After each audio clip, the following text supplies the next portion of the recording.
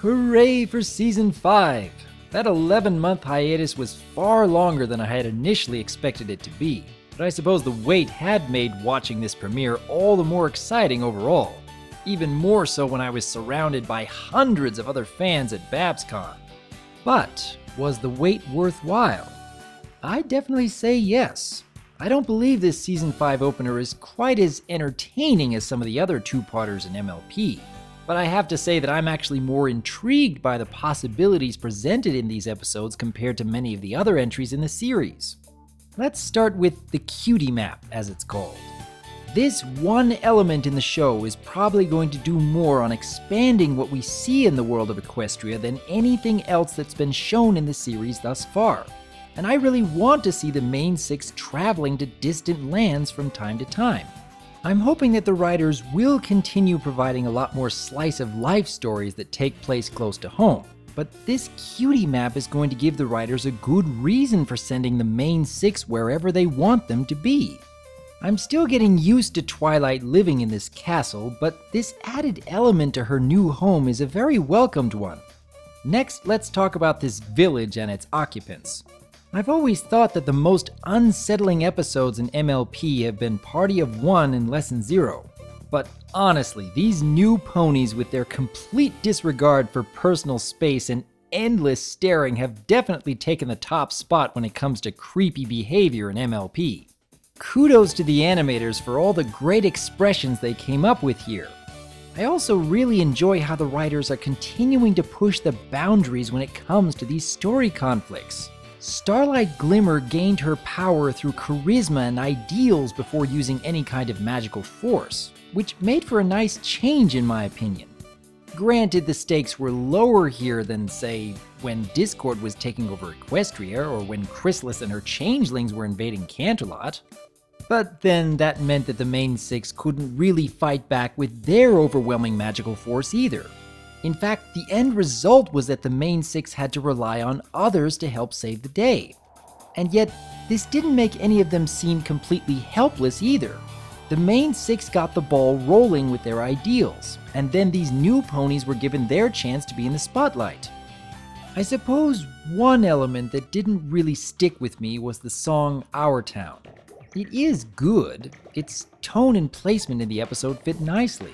The style is reminiscent of old propaganda pieces from World War II, and I do appreciate hearing some variety in the show music.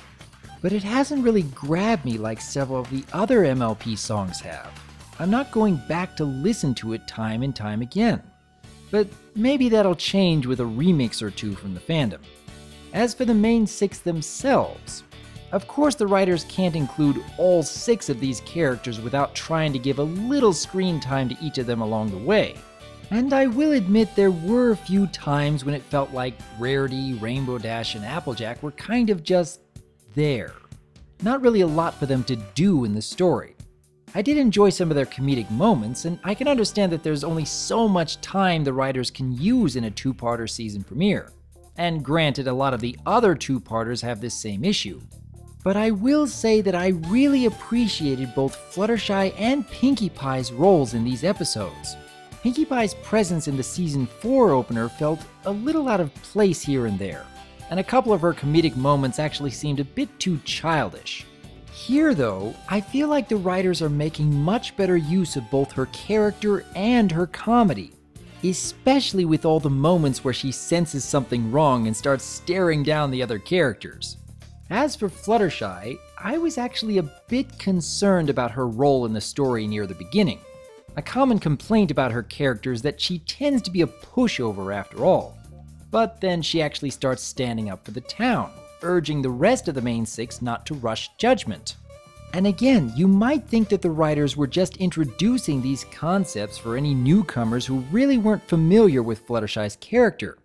But then it turns out her behavior actually did help set up a relevant plot point later on in the second episode. One issue fans had with both the Season 4 opener and the Season 4 finale is that they were really Twilight stories. The other players were kind of just along for the ride, and at times even seemed rather helpless against the coming storm. However, these episodes feel much more like a group effort. even more so with these new characters taking center stage near the end. And now we come to, in my opinion, the most intriguing element of this whole premiere. The fact that Starlight Glimmer gets away in the end. Not reformed, put in a prison, blasted to lands unknown, or outright destroyed. Instead, this seems much like a setup for an even bigger threat for when she returns someday.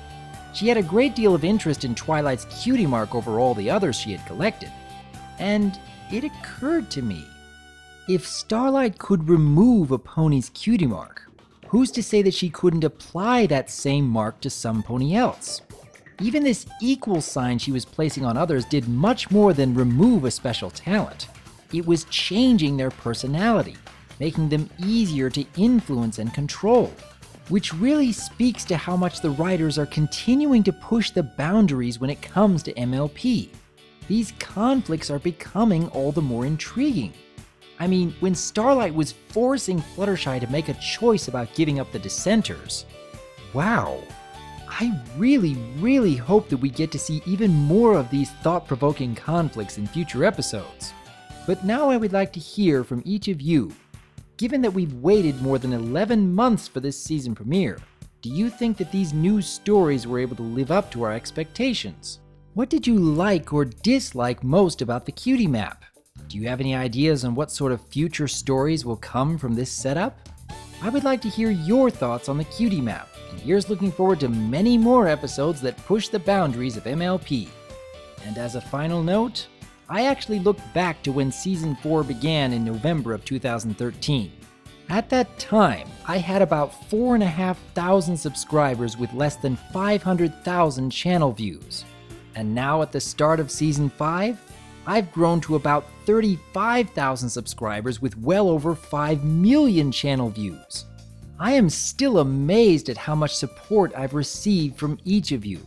Thank you kindly for all of your feedback and encouragement. I look forward to bringing you even more in the future. And as always, I am Dr. Wolf, and I look forward to hearing from you. What can I bring you? We have muffins,